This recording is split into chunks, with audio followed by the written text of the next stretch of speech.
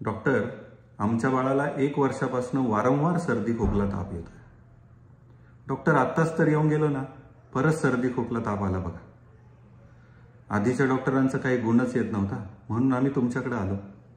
आता ह्याला नीट तपासा आणि परत सर्दी खोकला झालाच नाही पाहिजे असं काहीतरी करा. असे नानाविध प्रॉब्लेम घेऊन गेल्या वर्षभरापासून बरेचसे पॅरेंट्स आमच्याकडे येत आहेत. तर या सर्वांसाठी सर्वप्रथम मी एक गोष्ट सांगू इच्छितो की फक्त आपल्याच बाळाला हा प्रॉब्लेम सतावत नाहीये, तर कमी अधिक फरकाने सर्वच बाळांना हा प्रॉब्लेम येतोय.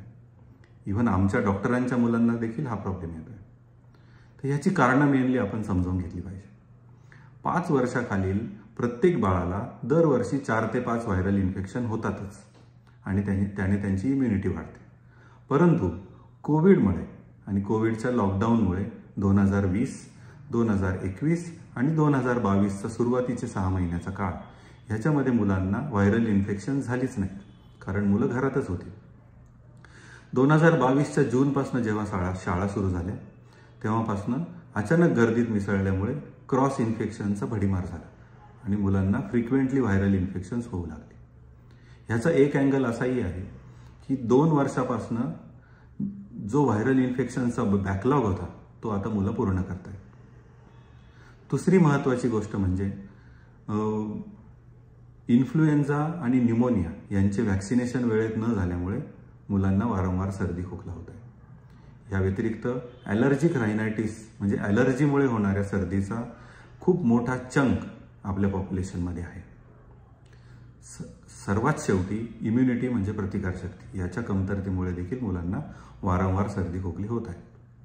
आता हे होऊ नये यासाठी काय करायला पाहिजे? सर्वप्रथम व्हायरल इन्फेक्शनची अजिबात चिंता करू नये. त्याच्याने बाळाची इम्युनिटी वाढते. त्यामुळे अशी व्हायरल इन्फेक्शन्स कमी तीव्रतेची होत असल्यास त्याचं टेन्शन घेऊ नये.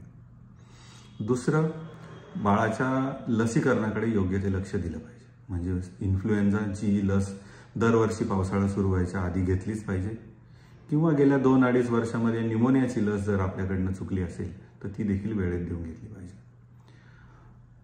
Last but not the list, immunity म्हणजे प्रतिकारशक्ती. प्रतिकारशक्ती ही कुठलंही औषध देऊन वाढत नाही. प्रतिकारशक्तीसाठी योग्य आहार असला पाहिजे, पुरेशी झोप झाली पाहिजे, घरामध्ये स्ट्रेस फ्री तणावविरहित वातावरण असलं पाहिजे आणि विटामिन्स, मिनरल्स यांचा योग्य तो पोषक असा आहार मुलांना दिला पाहिजे. तर वारंवार होणाऱ्या या सर्दी खोकल्याचं आपण टेन्शन घेऊ नका. मुलांचं लसीकरण वेळेत करा. त्यांना योग्य आहार, पुरेशी झोप, रुटीन त्यांचं इम्युनायझेशन व्यवस्थित करा. धन्यवाद.